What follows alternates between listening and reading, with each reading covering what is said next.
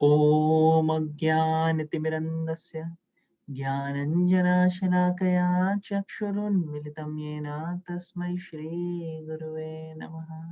जय श्री कृष्ण चैतन्य प्रभु नित्यानंद श्री अद्वैत गदाधर शिवासादि गौर भक्तवृंद। हरे कृष्णा कृष्ण कृष्ण हरे हरे, हरे राम राम राम हरे हरे। ऑलराइट, तो आगे जाने से पहले थोड़ा सा समराइज करते हैं। कल हमने कौन सा श्लोक किया था, कौन कौन बताएगा? कोई शेयर कर सकता है कौन सा श्लोक करा था? हाँ, नीलू नीलू माता जी बताएंगे।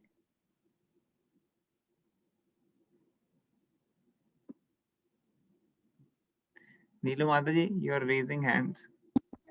No, Prabhuji, I was saying. I think it Sorry, is segment of Krishna। तो आप बताओ कौन सा चैप्टर कर रहे हैं हम? चैप्टर 3 कर रहे हैं प्रभु जी। कल का तो ऐसा हो गया, मैं इन दोनों की लड़ाई होगी, नंदिनी श्रेयांश की, तो मैं सुन ही नहीं पाई आधा सो, तो आई एम सॉरी, प्लीज आप देखना कर पड़ेगा। दीजिए। No problem. तो सामने ही आपके स्क्रीन में, अगर आप स्क्रीन देखोगे तो आपको पता लग जाएगा कौन सा श्लोक है। राशि का बताएगी। हमने कल 34 35 करा था। कल हमने 34 और 35 श्लोक। तो क्या क्या पॉइंट्स थे 34 35 श्लोका से? कौन शेयर करेगा? क्या क्या आपके टेक होम पॉइंट्स रहे जो आपको याद है कल 34 और 35 श्लोका से? जल्दी जल्दी बताओ यार, आप लोग हम वीडियो नहीं देख पाएंगे। हाँ भव्य बताओ। 34 में हमने ये किया था।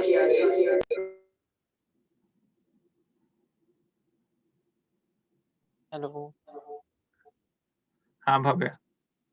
तो 34 श्लोक में हमने ये किया था कि एक काम करो, आप जो दूसरा डिवाइस है ना जिससे आप बात नहीं कर रहे, उनको कहो वो वाले डिवाइस का साउंड स्पीकर जो है वो बंद कर दें ताकि आवाज ना आए उसमें से।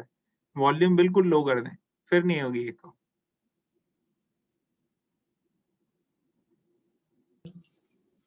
हरे कृष्णा। हाँ हरे कृष्ण, बताओ।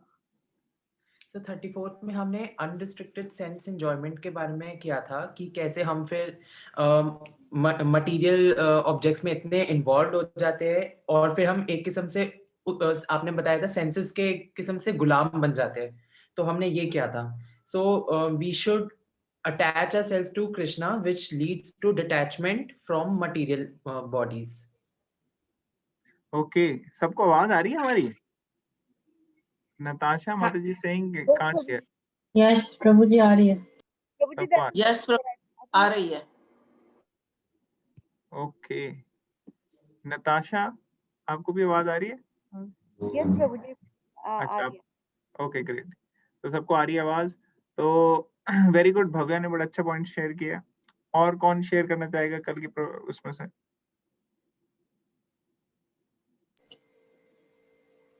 प्रभु जी की अपना जो अपनी ड्यूटी है वो अगर गलत भी करो तो भी वही करनी चाहिए, rather than going into other people's business and doing that. Excellent. हाँ, कि अपना काम जो है उसको अपना दिल लगा के ईमानदारी से करो, चाहे वो परफेक्टली ना भी कर पाओ तो भी कोई प्रॉब्लम नहीं है, लेकिन कोशिश करो उसको अच्छे से करने की, rather than दूसरों के काम में जाने की। Very good. अनीशा माता जी, सॉरी अंकिता माता जी। प्रभु जी 34 श्लोक में प्रभुपाद जी ने एक और चीज मेंशन करी थी कि कृष्णा कॉन्शियस जो पीपल होते हैं वो यूजली सेंस एंजॉयमेंट के पाथ में, आई मीन अटैच नहीं होते हैं, but according to Vedas you can do regulated sense enjoyment, but still it's very risky because you can always, there is a chance to get accident, I mean divert from the path, so better to stick to the Krishna consciousness and stay on the same track. Very good point, very nicely put forward। आपने बड़े अच्छे से पर्पट का example देके बताया प्रभुपाद की language में। Okay, और कौन बताएगा? रक्षिता माता जी। प्रभु जी आपने 34th में बताया था कि एग्जाम्पल देखिए स्टम्बलिंग स्टोन्स के बारे में कि अपने एग्जाम्पल दिया था कि जैसे कभी कभी वो हमारा एग्जाम होता है और हमको लगता है कि चलो पढ़ तो लेता हूँ, लेकिन बार बार मन जाता है कि मैं जाके गुलाब जामुन खा के आता हूँ, या लेट्स से कोई मैच चल रहा हो तो लगता है चलो 5 मिनट दिखाता हूँ क्या स्कोर हो रहा है। तो ये सब चीजें जो हम करते हैं, they are actually stumbling stones in the path of spiritual journey। और पर्पट में भी बताया गया है कि काफी चीजों में प्रभुपाद ने एक्सप्लेन किया है कि जो भी हमारे, जैसे हम अपनी अनरिस्ट्रिक्टेड जो सेंसेस होती हैं, इनकी वजह से जो है हम लोग को काफी प्रॉब्लम आती है अपने स्पिरिचुअल पाथ में। So it's very important to control और actually curb your senses. Control करना हो सकता है आपके लिए पॉसिबल ना हो, बट अगर आप उनको कर्ब कर दें स्पिरिचुअल पाथ पे, so that will be very good. For example, जैसे अगर आपको कुकिंग बहुत अच्छी लगती है और आप प्याज लहसुन का खाना बनाते हैं और आपको वो बड़ा अच्छा लगता है, तो आप उसको छोड़ के कुकिंग को करें, लेकिन भगवान के प्रसाद की तरह। सो आप अपनी हर जो आपकी पॉजिटिव जो आपकी हैबिट्स हैं या जो आपकी नेचर है, उसको आप कर्ब करें rather controlling. Hare Krishna. Very nice, very nice. Okay, और कौन शेयर करेगा कल के पॉइंट्स? तो 34 में से किए लोगों ने, 35 में से कौन शेयर करेगा?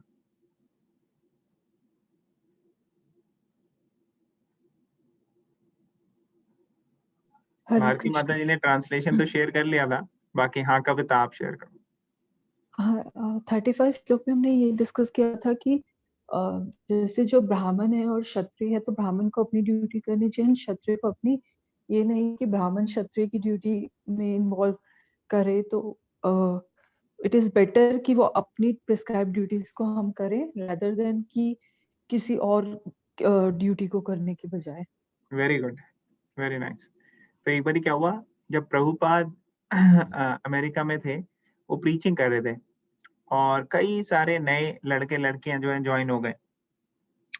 तो वो बड़े एंथुजियास्टिक थे कृष्णा की सेवा में लगने के लिए। अमेरिकन्स थे वो, और यूरोपियंस थे, कनाडा के थे, तो इन सब कंट्रीज, वेस्टर्न कंट्रीज के थे। लेकिन प्रभुपाद के संपर्क में आने के बाद उनका कृष्णा के प्रति बहुत ज्यादा लगाव हो गया, अटैचमेंट हो गई उनकी।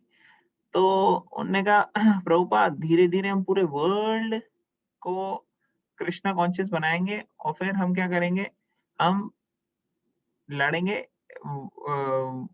इलेक्शन, और इलेक्शन में हम जीत के आपको राजा बना देंगे। तो प्रभुपाद ने कहा राजा नहीं, राजा का गुरु।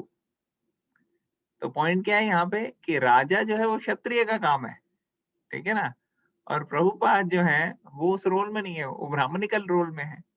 तो प्रभुपाद ने कहा नहीं, राजा का गुरु। क्योंकि क्या है कि जो क्षत्रिय होते हैं उनको गाइड करने के लिए चाहिए ऐसे व्यक्ति जो जो शास्त्रों के ज्ञान में बहुत अच्छे से नॉलेजेबल हो, मैच्योर हो, जिनको पता हो कैसे अप्लाई करना है शास्त्रों की नॉलेज एक टाइम, प्लेस, सर्कमस्टांस में। तभी आप देखोगे राजा के उसमें कई सारे मिनिस्टर होते थे, ठीक है ना, राजा मंत्री होते ना सुना था हमने कि मंत्री होते हैं। तो मंत्री का क्या मतलब है, वो होते हैं एडवाइजर, जो कि शास्त्रों के ज्ञान में पूरी तरह से जिनको नॉलेज होती है। पहले रिसेंट हिस्ट्री में भी हमने देखा है, जो इंडिया की पुरानी हिस्ट्री है उसमें चंद्रगुप्त मौर्य, और उनका कौन था मिनिस्टर चंद्रगुप्त मौर्य का, कौन बताएगा? चाणक्य। हाँ, चाणक्य है कि नहीं।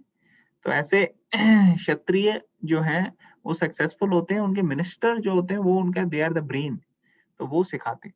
तो इसीलिए ब्राह्मणों और क्षत्रियों की ऐसी यूनिटी होनी चाहिए।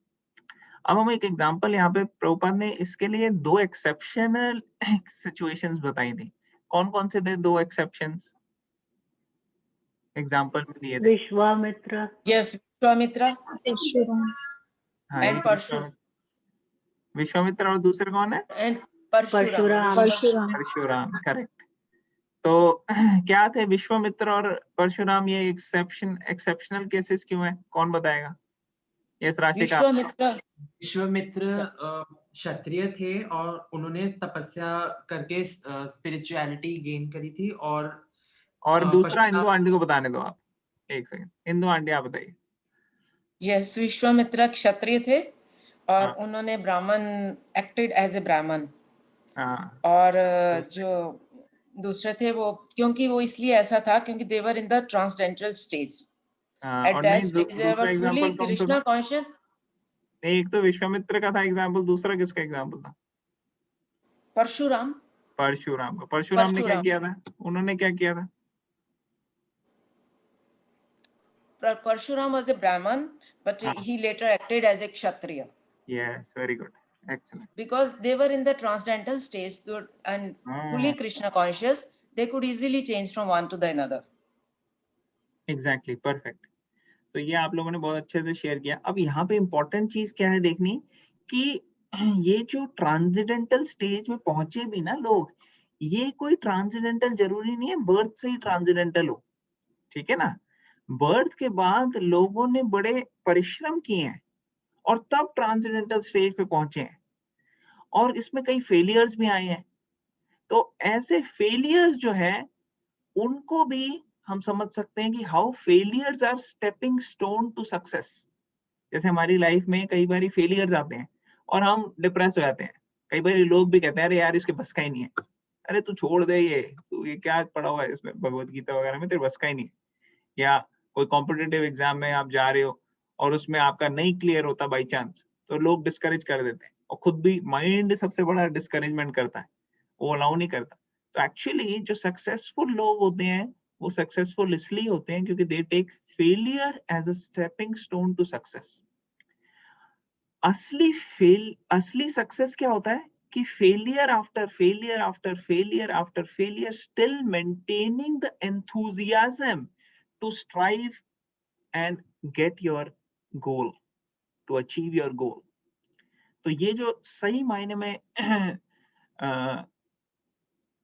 सक्सेस है वो है maintaining the enthusiasm to reach your goal. Decide पहले हमें करना है कि हमारे गोल कैसे हैं, वो शास्त्रों के हिसाब से होने चाहिए। और जब एक बार आपने डिसाइड कर लिया कि हाँ भाई ये गोल हमारा जो है ये शास्त्रों के हिसाब से है, फिर उसके बाद पीछे नहीं हटना, फिर जाना है and we have to get it. तो ये जो है हम एग्जांपल देखेंगे आज विश्वामित्र का, कि विश्वामित्र के लाइफ में हालांकि शुरू में वो क्षत्रिय थे, वो इतने कोई ट्रांसेंडेंटल स्टेज पे नहीं थे, वो एक ऑर्डिनरी राजा थे और कई प्रॉब्लम से गुजरे। वो लस्ट, ग्रीड, एंगर, इन सब ने उनको अटैक किया, और कैसे वो डिटरमाइंड थे कि उनको बढ़ना है स्पिरिचुअल एलिवेशन पे। हालांकि पहले उनके मोटिव प्योर नहीं थे, लेकिन धीरे धीरे जब अंदर शुद्धिकरण हुआ, जब अंदर से वो पवित्र हुए, तो अपने आप ये सारी जो नेगेटिविटीज थी चली गई। तो अब हम उनके एग्जाम्पल देखेंगे, और फिर ये जो एग्जाम्पल है ना, ये आगे वाले श्लोकों में हमारा प्रैक्टिकल इसका इम्प्लीकेशन यहाँ पे मिलेगा आपको, और इसका नॉलेज आपको भगवत गीता के आने वाले श्लोकों में मिलेगी, जब अर्जुन क्वेश्चन पूछेगा और फिर कृष्ण आंसर करेंगे। तो अब हम स्टॉप करते हैं और अब हम लगाते हैं वो वीडियो। Is that okay? किसी का कोई क्वेश्चन, कमेंट या कोई पॉइंट है तो बता दीजिए, नहीं तो हम स्टार्ट करेंगे वीडियो।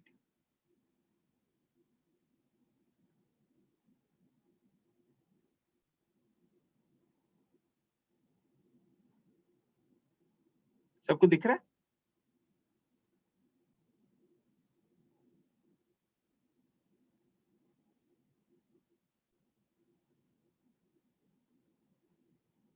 Everybody can see?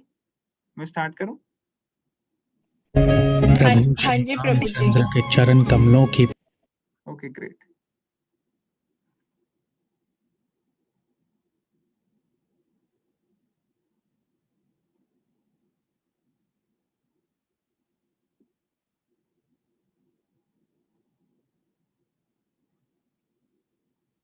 आवाज आ रही है सबको? नहीं प्रभु जी, हाँ जी अब आ रही है। प्रभु श्री रामचंद्र के चरण कमलों की प्राप्ति अत्यंत दुर्लभ तथा परम श्रेष्ठ है। अनादिकाल से असंख्य भक्तों ने इन चरण कमलों की प्राप्ति विभिन्न रूपों से की है। इन चरण कमलों को प्राप्त करना सहज नहीं था, और कईयों के लिए तो यह मार्ग अत्यंत विषम, असुगम तथा दुर्बोध था। आज हम ऐसे ही एक राजा, तपस्वी, ऋषि तथा भक्त के जीवन चरित्र की महिमा का गौरव प्रकाशित करेंगे।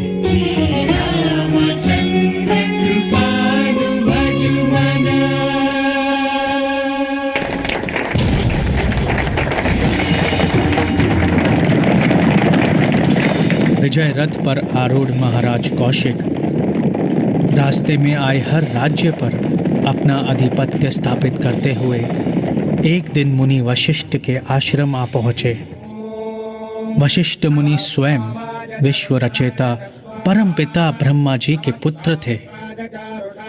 ऋषियों में श्रेष्ठ वह ब्रह्म ऋषि थे और उनके सहस्त्र शिष्य यज्ञ, तप, ध्यान आदि कार्यों में निपुण तथा निमग्न थे।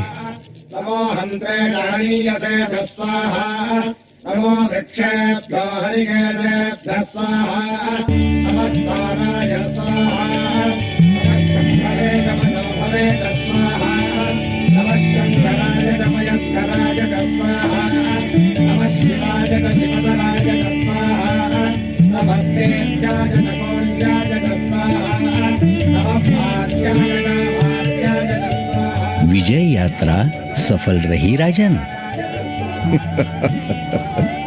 ऋषिवर, हमारे शब्दकोश में असफलता जैसा कोई शब्द है ही नहीं। जैसे कृषक खेत काटता है, हमने राजाओं के ध्वज काटे हैं, और जैसे वो अपने श्रम का फल घर लाता है, हम रजत और स्वर्ण मुद्राओं, रत्नों और आभूषणों से लदे हुए छकड़े और असंख्य दास दासियां लेकर घर लौट रहे हैं। ऋषिवर, आपके दर्शन पाकर हम धन्य हुए। अब हम आपकी आज्ञा चाहते हैं। राजन, यह तो भोजन का समय है। आप हमारा अतिथि सत्कार स्वीकार कीजिए। किसी नरेश को आमंत्रित करना इतना सुलभ नहीं है माता श्री। अवश्य सुलभ नहीं है राजन, किंतु हम उसे सुलभ कर लेंगे। ऋषिवर, आप में इतना सामर्थ्य अवश्य हो सकता है, किंतु हमारे साथ एक विजयी सेना भी है। Light up your new year with a top-rated Cadillac. भगवान की हम पर अपार कृपा है राजन। आपके सभी साथी हमारे आदरणीय अतिथि हैं। अरुंधति, भोजन का प्रबंध करो।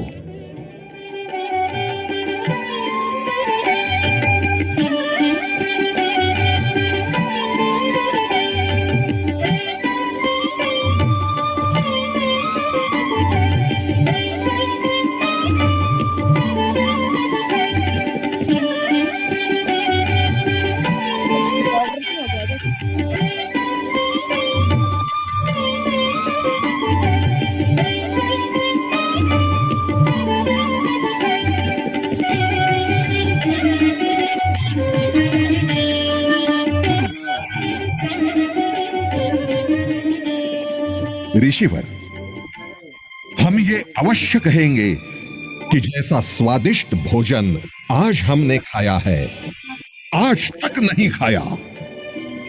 ये तो सबला की कृपा है राजन। सबला? कौन सबला? का जरूरत नहीं है, ऐसा बोलते। इस आश्रम की गाय का नाम है सबला।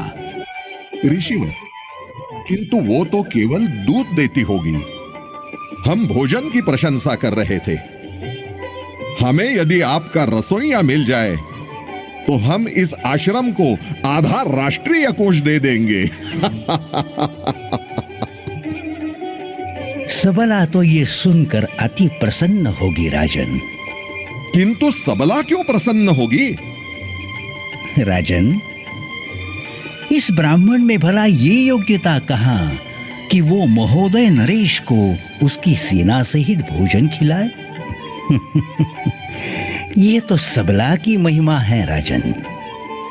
वो हमें हमारे योग्य भोजन देती है और अतिथि को उसके योग्य। वो गाय कहाँ है? दिव्यदेव, सबला को राजन के समक्ष प्रस्तुत करो।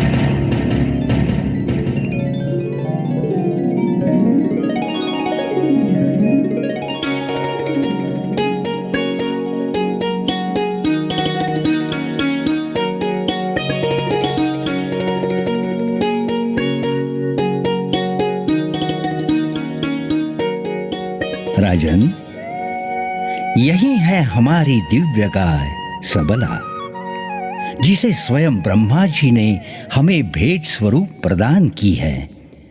यही हमारी सारी इच्छाओं की पूर्ति करती है राजन।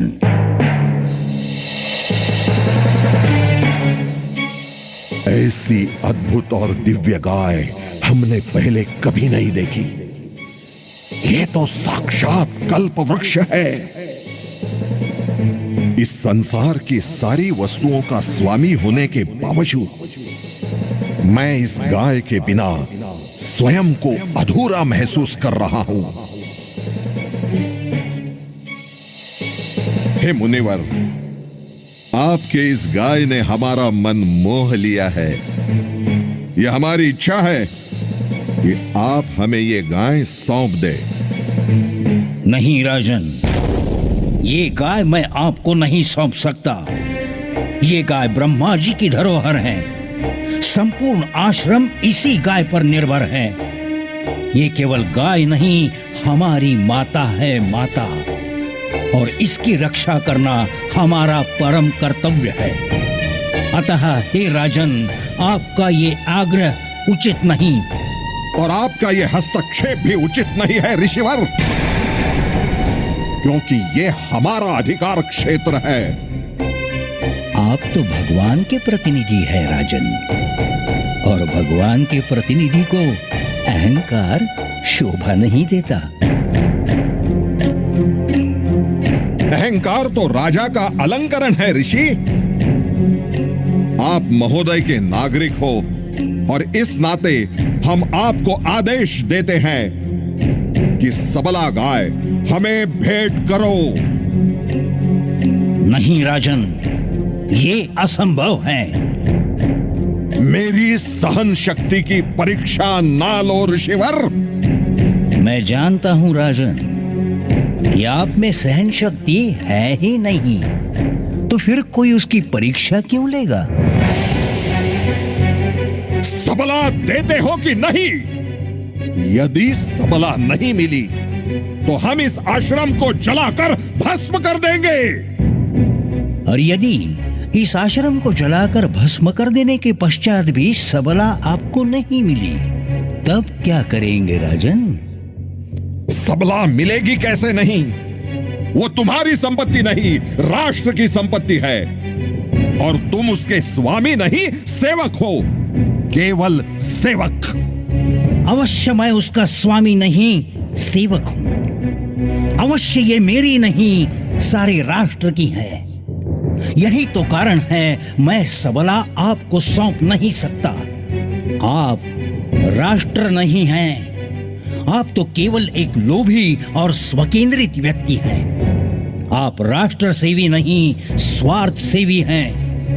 हम तुमसे अपने चरित्र पर भाषण सुनने नहीं आए हैं ब्रह्मर्षि।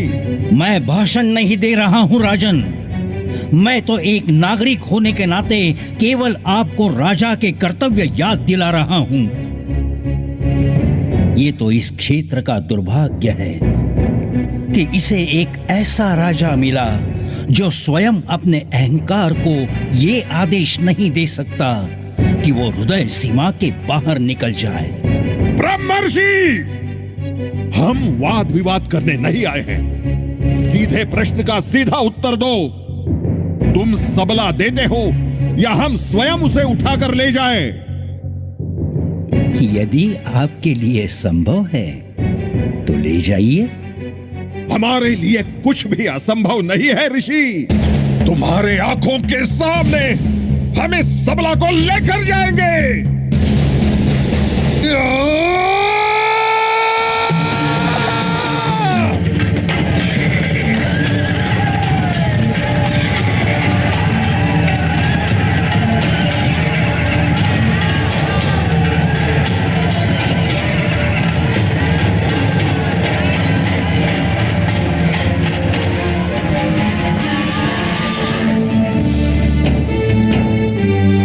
राजन, व्यर्थ प्रयत्न न कीजिए राजन।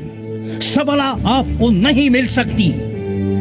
कारण यदि सबला जैसी गाय आप जैसे अभिमानी, स्वार्थी और आत्म केंद्रित राजा को मिल जाएगी तो वो इसे लोक सेवा का साधन नहीं बनाएगा। पहले अपने अहम को हटाइए, उसे सभ्य बनाइए और तब आइए।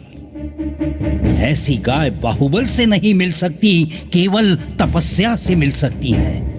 तो फिर ठीक है ऋषि, हम भी तपस्या करेंगे।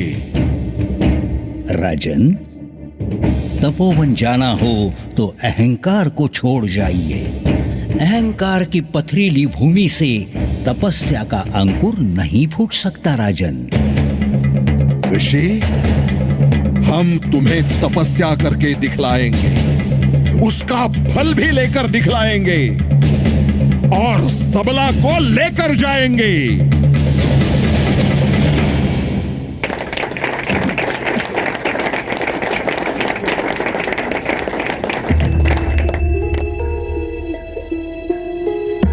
वशिष्ठ मुनि द्वारा अपनी पराजय राजा कौशिक सहन ना कर सके। चारों दिशाओं में अपनी विजय का परचम फैलाने वाला राजा एक गाय से पराजित हो गया। मन में दृढ़ संकल्प की गांठ बांधे अभिमानी राजा कौशिक वन में घोर तपस्या के लिए निकल पड़े।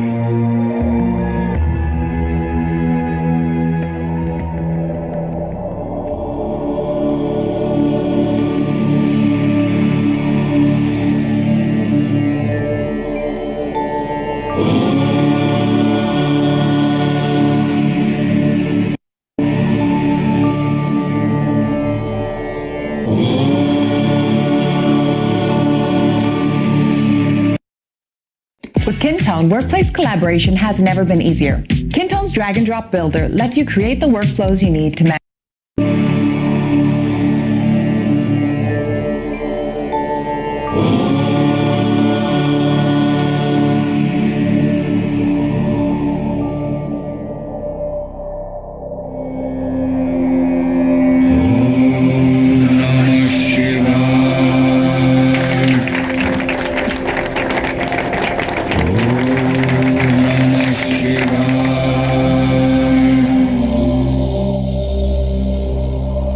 कौशिक, नमो महादेवाय नमः। नमो महादेवाय नमः। नमो महादेवाय नमः। पुत्र कौशिक, तुम्हें क्या चाहिए पुत्र? मांगो। हे नीलकंठ, हे महादेव, मैं आपसे शक्ति मांगता हूं। तुम्हारे लिए शक्ति की परिभाषा क्या है पुत्र? हे पूज्यवर, शस्त्रों से अधिक शक्ति और कहां? मुझे वो सारे अस्त्र और शस्त्र प्रदान कीजिए जो देवताओं, गंधर्वों, यक्षों, सिद्ध प्राणियों आदि के पास है। मैं तो यह सोच रहा था कि तुम अपने अहंकार और क्रोध पर विजय का वरदान मांगोगे। यदि आप मेरी तपस्या से मुझ पर प्रसन्न है तो मुझे वो सब दे दीजिए जो मैंने आपसे मांगा है। तथास्तु।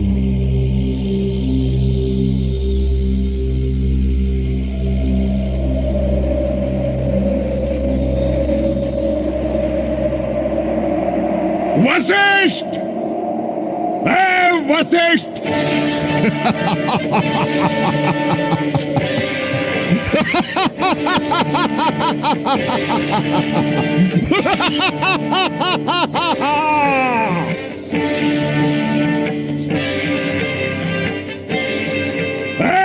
Vashishtha. Avenn e-bikes are the best way to get from A to B while still having enough time and energy to get to C. बाहर आओ और अपने राजर्षि कौशिक को प्रणाम कर ब्राह्मण, और सबला भेंट कर।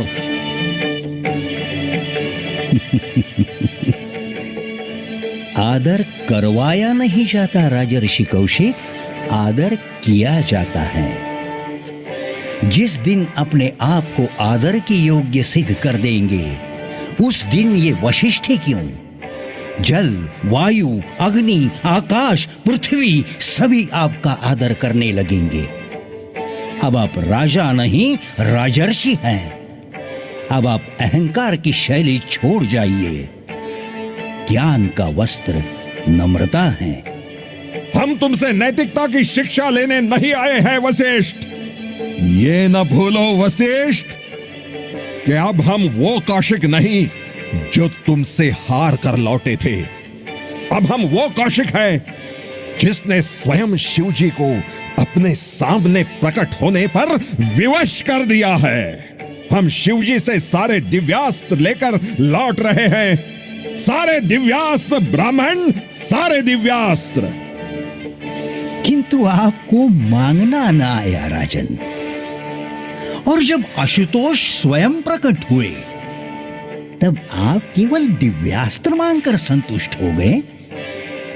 राजन, दिव्यास्त्रों के साथ साथ नम्रता का कवच भी मांग लिया होता। समय नष्ट न करो वशिष्ठ। हम कह चुके हैं कि यहां हम तुम्हारा सदुपदेश सुनने नहीं आए हैं, सबला लेने आए हैं। सबला। हमारी सहन शक्ति की परीक्षा न ले ऋषि। यदि जीवन से प्रेम है तो सौंप दे सबला हमें। जीवन तो मेरा है ही नहीं, तो मैं उससे प्रेम क्यों करूं? ये जीवन तो मेरे पास ईश्वर की धरोहर है। न मैं इसे किसी को देने का अधिकारी हूं और न कोई इसे मुझसे छीन लेने का। और जब प्रेम करने के लिए मेरे पास स्वयं भगवान है, तो मैं जीवन से प्रेम करके प्रेम का अपमान क्यों करूं? हम सबला मांग रहे हैं ऋषि, सबला। और हम सबला दे नहीं सकते। तो फिर युद्ध करो, युद्ध करो। सावधान।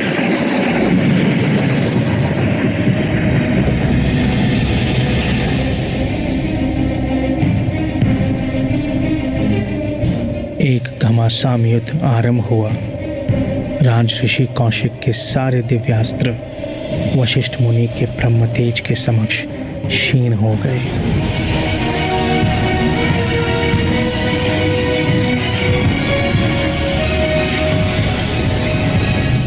व्यर्थ प्रयत्न न कीजिए राजन। जिन अस्त्रों पर आपको इतना अहंकार था राजन, उन अस्त्रों ने आपका साथ नहीं दिया। आपने निस्संदेह घोर तपस्या की है।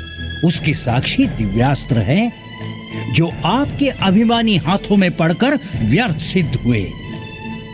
अपने अहंकार पर विजय पाने का प्रयत्न कीजिए राजन। इसी में आपका मोक्ष और आपके राज्य का कल्याण है।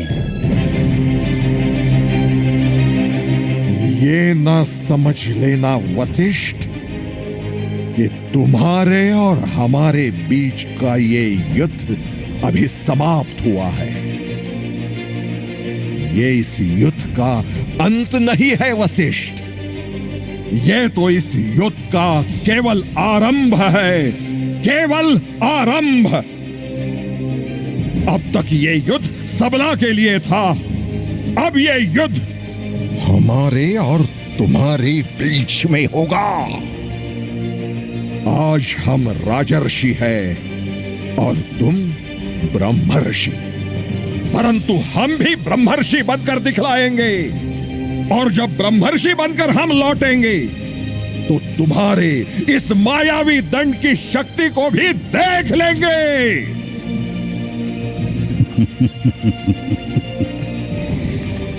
ब्रह्मर्षि होने के मार्ग का पहला चिन्ह ही नम्रता है राजन।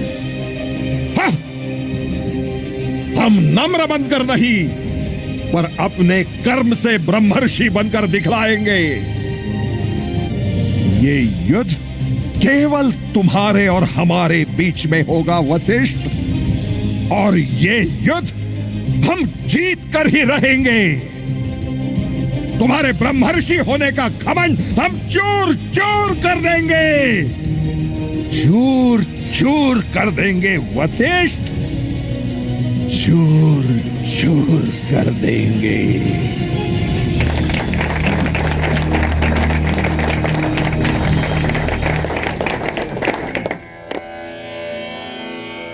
राजऋषि कौशिक को अब यह भली भांति ज्ञात हो गया कि ब्राह्मणों की शक्ति सर्वश्रेष्ठ है। इसलिए उन्होंने दृढ़ संकल्प लिया कि वशिष्ठ मुनि की तरह वह भी ब्रह्म ऋषि बनकर दिखलाएंगे। इस लक्ष्य को प्राप्त करने हेतु क्षत्रिय परिधान को पूर्णतः त्याग कर उन्होंने घने जंगल के बीच घोर तपस्या आरंभ की।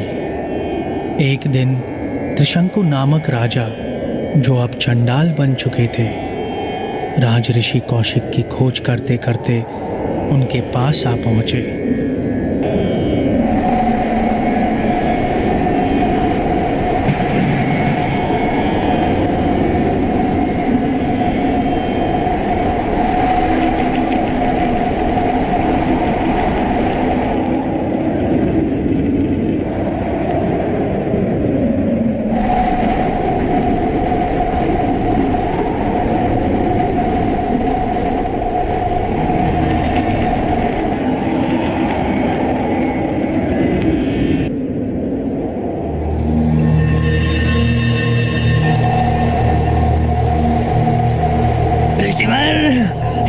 ऋषिवर मेरी रक्षा करें, मुझे शरण दो। हे क्रोधेय, मेरी रक्षा करो। हे वत्स, उठिए, आपको ये क्या हो गया है? हे ऋषिवर, पहले मुझे आश्रय का वचन दीजिए, सहायता और मार्गदर्शन का वचन दीजिए। कोई ऋषि सहायता की मांग को अस्वीकार नहीं करता।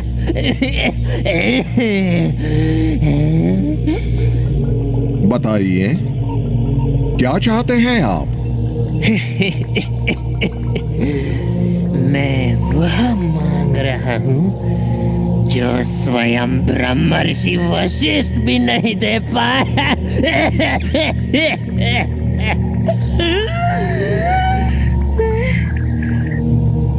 वशिष्ठ ने अस्वीकार कर दिया। अब तो ये कौशिक इसे अस्वीकार कर ही नहीं सकता। सूर्य और चंद्र के मार्ग बदल सकते हैं, किंतु कौशिक के वचन का मार्ग नहीं बदल सकता। मैं ये जाने बिना आपकी वो मनोकामना पूरी करने का वचन देता हूं जिसे आपके कुलगुरु ब्रह्मर्षि वशिष्ठ ने अस्वीकार कर दिया है। मुनिवर, मेरी इच्छा यही है कि पंच महाभूतों से बना यह शरीर साथ लेकर मुझे स्वर्ग लोक में प्रवेश मिले।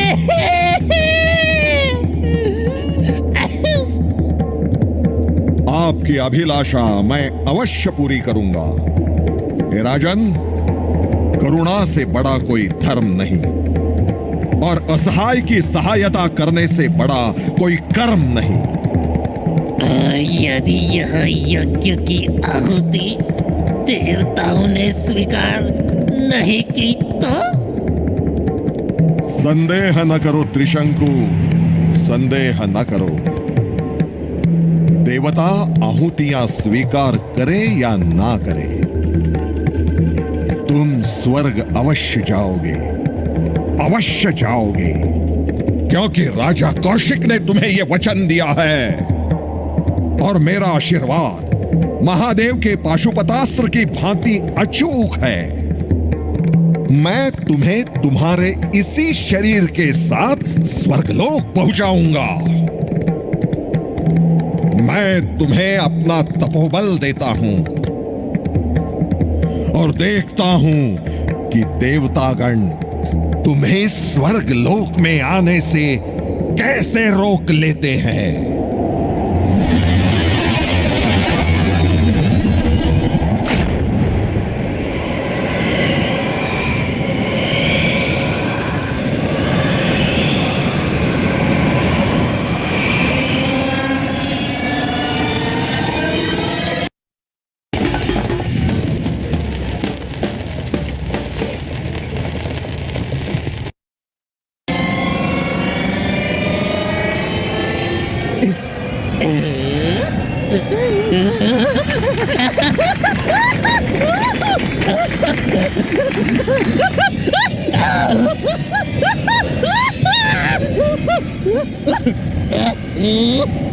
मानव, यह मानव स्वर्ग में कैसे प्रवेश कर रहा है?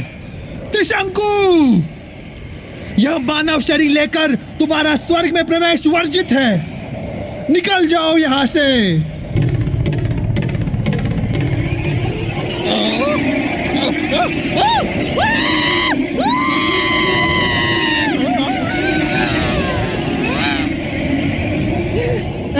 ऋषिवर, ये मेरे साथ क्या हो रहा है?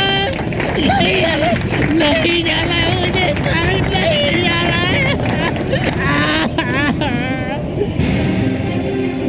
चिंता न करो त्रिशंकु, यदि इंद्र ने तुम्हें अपने स्वर्ग से ढकेल दिया है तो मैं उसका यह घमंड भी चूर चूर कर दूंगा और तुम्हारे लिए नए स्वर्ग का निर्माण करूंगा। ये कौशिक एक नवीन स्वर्ग की सृष्टि करेगा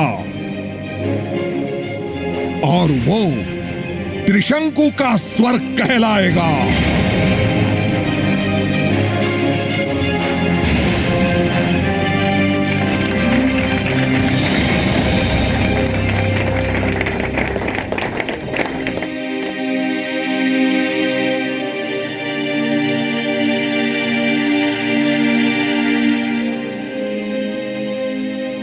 इस प्रकार राज ऋषि ने एक नए स्वर्ग का निर्माण तो कर लिया, परंतु त्रिशंकु स्वर्गीय सुखों का उपभोग न ले सका और स्वर्ग में उल्टा लटका रहा। इस नव स्वर्ग निर्मिति में ऋषि कौशिक का सारा तपोबल क्षीण हो गया। असहाय राज ऋषि कौशिक पहली बार अपने अहम को छोड़ परम नियंता परमेश्वर श्री हरि से प्रार्थना कर पुनः 1 सहस्त्र वर्ष के लिए तपस्या आरंभ की।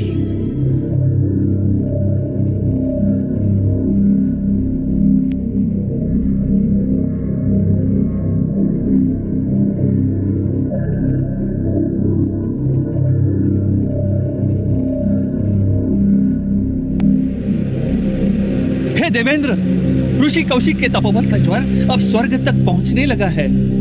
अगर जल्द ही इसका कोई उपाय नहीं किया तो परिस्थिति विकट हो जाएगी। राज ऋषि के तपोबल को सहने का सामर्थ्य अब हम में से किसी में न रहा। हे देवेंद्र, लगता है अब आपके वज्र के उपयोग से ही ऋषि कौशिक के तपस्या को रोक सकते हैं। धैर्य रखो सूर्यदेव, माना कि ऋषिराज के पास सारे दिव्यास्त्रों का उत्तर है, परंतु देवेंद्र के तुणीर में कामदेव के ऐसे 5 बाण हैं जो किसी भी मनुष्य के चित्त को चीर कर सीधे हृदय में प्रवेश करे।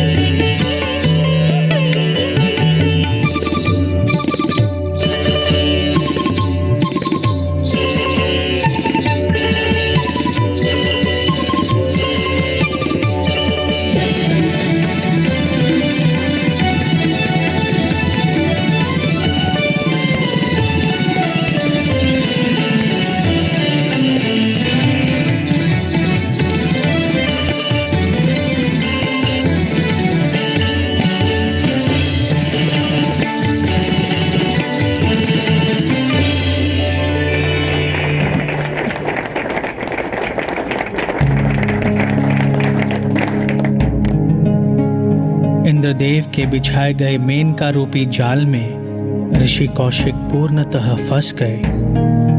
10 वर्ष बीत गए, उनका सारा तपोबल क्षीण हो गया और वह पश्चाताप की त्वावा अग्नि में जल उठे।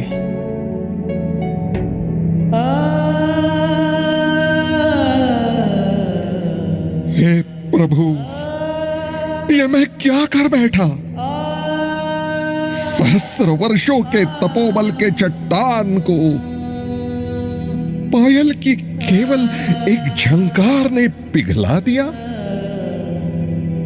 सभी दिव्यास्त्र को धारण करने वाला यह कौशिक कामदेव के पुष्प बाणों को सह न सका। मलमूत्र से भरे इस जड़ शरीर को भोगने की मेरी इस इच्छा ने मुझे तपस्या के मार्ग से पथभ्रष्ट कर दिया। मैं अब इसकी क्षतिपूर्ति करने हेतु पुनः तपस्या आरंभ करूंगा।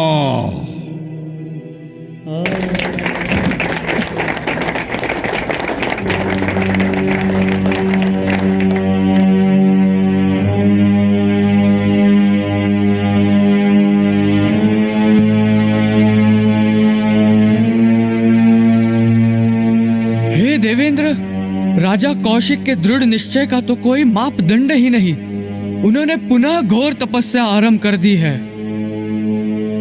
मेनका के जादू ने राज ऋषि कौशिक को कुछ समय के लिए सम्मोहित तो कर दिया, परंतु उसका प्रभाव दीर्घ काल तक न रहा। दीर्घ काल तक न सही, परंतु उसकी तपस्या तो भंग हुई। अब इंद्र ऐसा जाल बिछाएगा कि राजा कौशिक पुनः उलझकर अपना सारा तपोबल खो बैठेगा।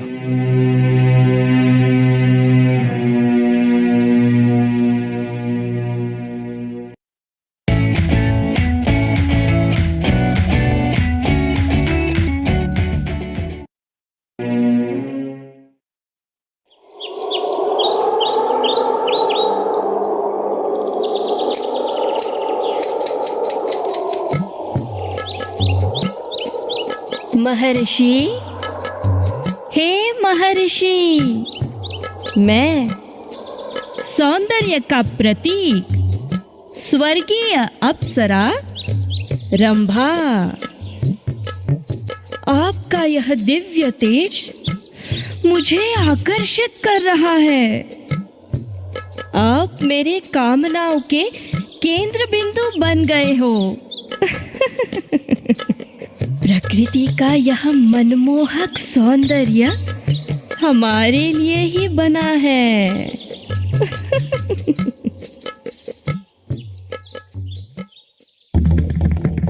हे मूर्ख स्त्री, कामुकता की तली है तू, परंतु हम भी तपस्या की पर्वत श्रृंखला की एक चट्टान है और तूने इस चट्टान को पिघलाने की चेष्टा की है। मैं तुम्हारे कपटी इरादों को भली भांति जान गया हूं, इसलिए तेरा दंड है कि तू अभी अपने सौंदर्य समेत पत्थर बन जा।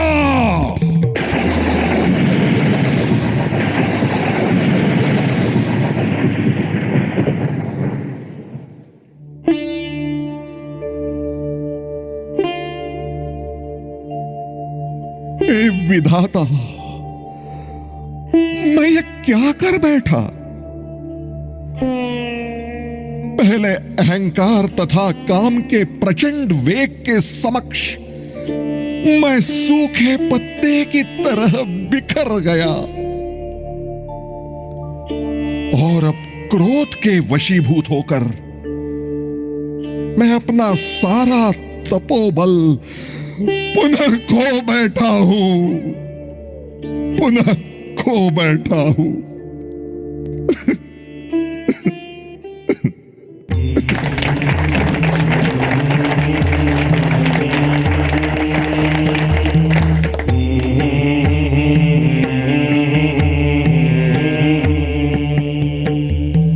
सहस्त्र वर्ष बीत गया। कौशिक राजा के तपोबल की तीव्रता ने तपस्या यह शब्द की परिभाषा ही बदल दी।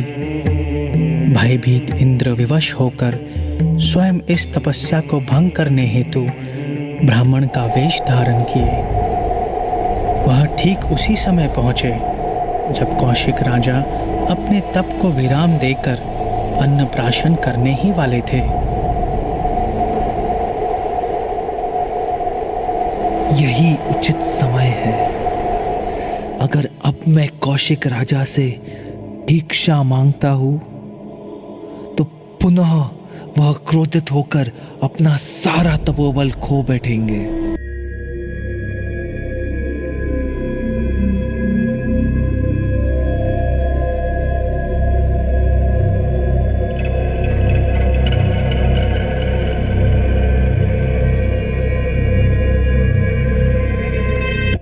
ओम भवति भिक्षाम देहि।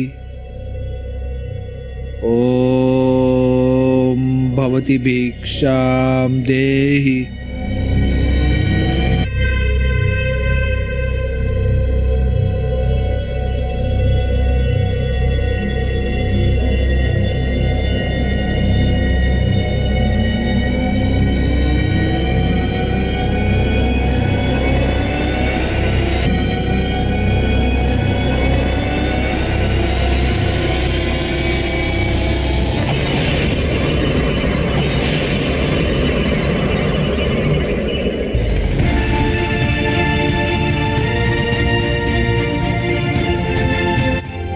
हे कौशिक राज, हम आपकी तपस्या से अत्यंत प्रसन्न हुए हैं।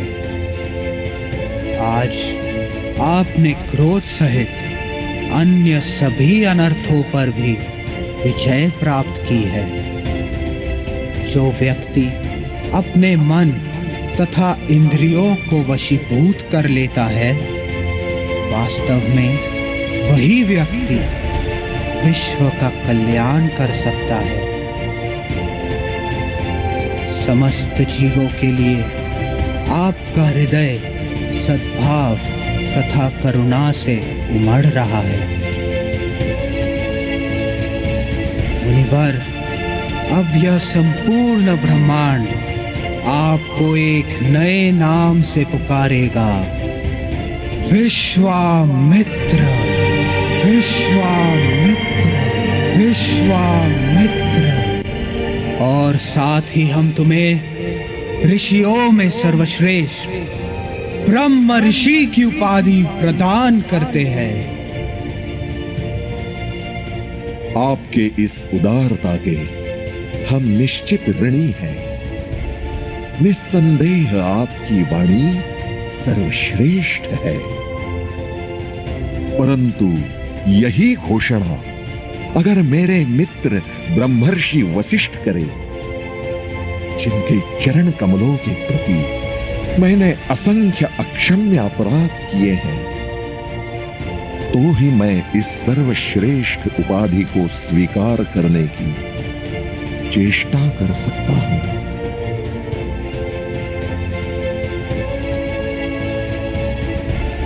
हे विश्वामित्र, मैं अपने आप को परम भाग्यशाली मानता हूँ कि आपके इस सिंहासन से व्यासासन तक के सफर का मैं साक्षी रहा। हे ब्रह्मर्षि विश्वामित्र, आप धन्य हो, आप धन्य हो।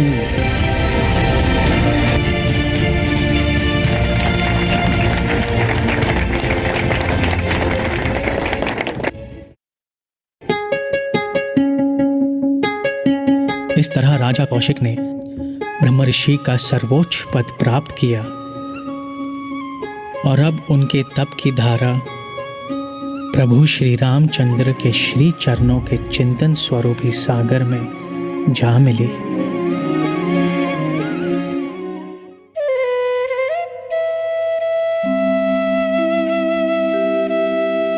प्रभु श्री रामचंद्र की अद्भुत लीलाओं में सहभागी होने की तीव्र इच्छा अपने हृदय के गर्भगृह में लेकर ऋषि विश्वामित्र अयोध्या नरेश महाराज दशरथ के राजमहल में आ पहुँचे। उनके प्राणों से भी प्रिय पुत्र राम और अनुज लक्ष्मण को अपने साथ लेकर वन की ओर प्रस्थान किए। वन में ऋषि विश्वामित्र के निर्देशानुसार दशरथ पुत्रों ने तारका, सुबाहु इत्यादि अनेक भयानक राक्षसों का संहार किया और फिर प्रातःकाल के समय प्रभु श्री रामचंद्र के दिव्य दर्शन लेते हुए ऋषि विश्वामित्र के मुख से उन दिव्य शब्दों का उच्चारण हुआ जो इतिहास के पन्नों में सदैव के लिए स्वर्णिम अक्षरों से अंकित हुए। कौसल्या सुप्रजा रामपूर्वा संध्या प्रवर्तते उत्तिष्ठ नरशार्दूल कर्तव्यं दैवमान्निकम् उत्तिष्ठो उत्तिष्ठ गोविन्द उत्तिष्ठ गरुडध्वज उत्तिष्ठ कमलाकान्त त्रैलोक्यं मंगलं कुरु।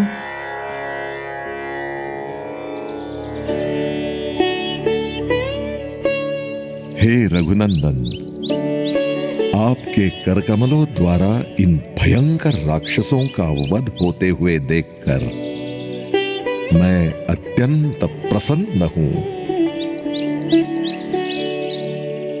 हे मुनिवर, इन सारे असुर का वध करने की क्षमता तो आप में भी है। सूर्य अपने आप को छिपाने की कितनी भी कोशिश करे, किंतु उसका तेज उसे छिपने नहीं देगा। इतिहास आपके तपोबल का साक्षी है।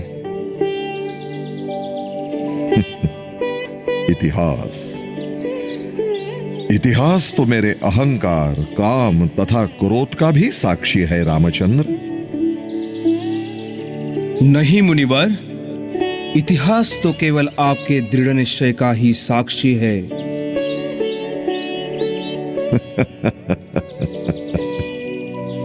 आइए,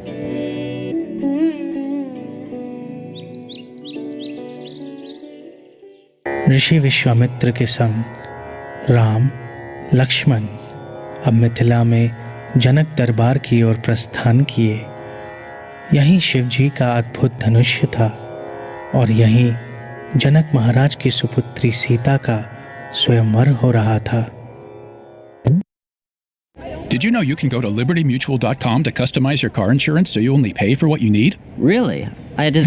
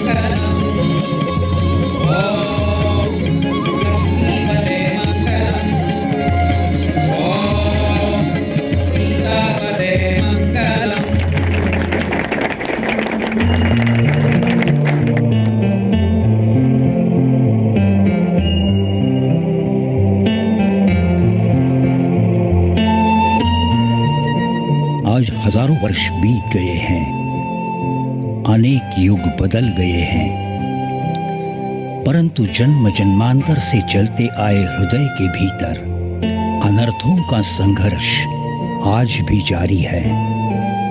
विश्वामित्र का जीवन नदी के उस अतृप्त प्रवाह की तरह रहा, जो रास्ते में आए हर पथरीले रुकावटों से जूझता रहा, उपाधि रूपी जंगलों से गुजरता रहा, काम रूपी चट्टानों को टकराकर बिखरता रहा, रास्ते में आने वाले हर एक वृक्ष, पेड़ तथा पौधे के समक्ष अपनी ही महानता दिखलाता रहा। विश्वामित्र का जीवन अनुपम, अद्वितीय तथा वंदनीय है। श्री राम सीता विवाह के उपरांत ब्रह्मर्षि विश्वामित्र सप्तऋषि में से एक हुए। इस प्रकार श्री राम रूपी सूर्य का उदय होते ही अज्ञान का अंधकार नष्ट हुआ और विश्वामित्र का अतृप्त प्रवाह भक्ति रूपी महासागर को प्राप्त कर संतुष्ट हुआ, संतुष्ट हुआ, संतुष्ट हुआ।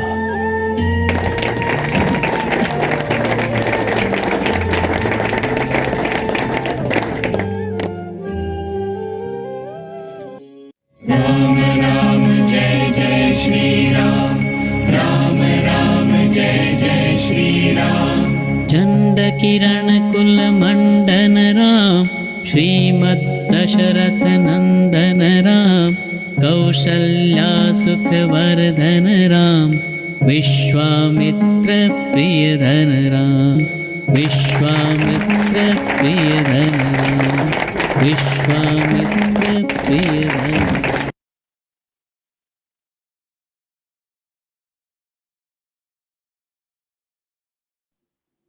हरे कृष्णा।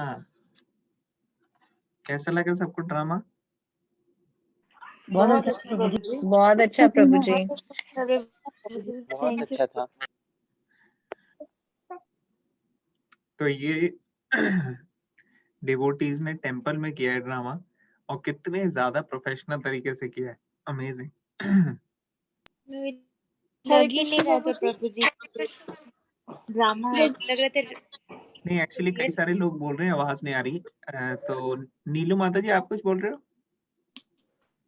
हरे कृष्णा प्रभु जी, I was saying that it was not looking like a drama. ऐसे लग रहा था रियल कोई टीवी सीरियल में जैसे रामायण इस तरह से होता है ना, वैसे ही लग रहा था बिल्कुल। हाँ, बहुत मेहनत की है लोगों ने। हाँ, Look very real. हाँ, राशिका आप कुछ बोल रहे थे? नहीं, I was saying it was very, मतलब बहुत अच्छा था। ऐसे लग रहा था जैसे हम सामने बैठ के ही देख रहे हैं। एग्जैक्टली। रक्षा माता जी, रक्षिता माता जी, आप में से भी कोई कुछ कह रहे थे? हरे कृष्ण प्रभु जी, मैं कह रही थी आप इस स्किट का आप लिंक शेयर कर सकते हैं मुझे, मतलब घर में और भी दिखाना है। I will share the link. Thank you Prabhu ji. Thank you. तो यहाँ पे इम्पोर्टेंट चीज ये है, जैसे उन्होंने बोला कि एक नदी के सामने कितने सारे रुकावटें आती हैं, पहाड़ आते हैं, पत्थर आते हैं, ऊपर नीचे कई स्थिति आती है, मगर नदी जो है वो हिमालय से लेके गंगा सागर की तरफ बढ़ती रहती है और रुकती नहीं बीच में कि अरे यार ये पत्थर आ गया मैं यहीं रह जाती हूँ। तो उसी तरह से कई सारे अनर्थ आते हैं हमारे अंदर, और हम जो है स्पिरिचुअल लाइफ में चलते हैं आगे, तो हमें गोल ये बनाना है। कुंती महारानी कहती हैं एक्चुअली कि जैसे गंगा की सागर की तरफ अट्रैक्शन है कि वो निकलती है हिमालय से और जाती रहती है, और सागर तक जब तक मिलते नहीं है पानी तब तक वो बहती रहती है, वैसी मेरी अट्रैक्शन होनी चाहिए भगवान आपके लिए कि मैं आपकी तरफ बढ़ती रहूं और रुकू नहीं, चाहे कोई भी ऑब्स्टेकल्स आए, कोई भी प्रॉब्लम्स आए। तो हमारी लाइफ में भी बड़े सारे ऑब्स्टेकल्स आते हैं, जैसे यहाँ पे विश्वामित्र की लाइफ में हमने देखा, कभी ग्रीड ने अटैक किया, कभी लस्ट ने अटैक किया, कभी एंगर ने अटैक किया, अलग अलग तरीके से प्राइड ने अटैक किया, लेकिन वो करते रहे और एंड में उनको ट्रांसेंडेंटल स्टेज मिली, जैसे प्रभुपाद बता रहे। वैसे ट्रांसेंडेंटल स्टेज के लिए हमारे को प्रयास करते रहना है, ठीक है ना। आई थिंक अब टाइम हो गया, हम यहाँ पे स्टॉप करते हैं। Thank you everybody for joining, I hope everybody liked it. अब हम कंटिन्यू करेंगे अपनी कॉन्फ्रेंस कॉल कल, तो अब हम एंड करते हैं। भगवत गीता की जय, श्रील प्रभुपाद की जय, श्री हरे कृष्णा।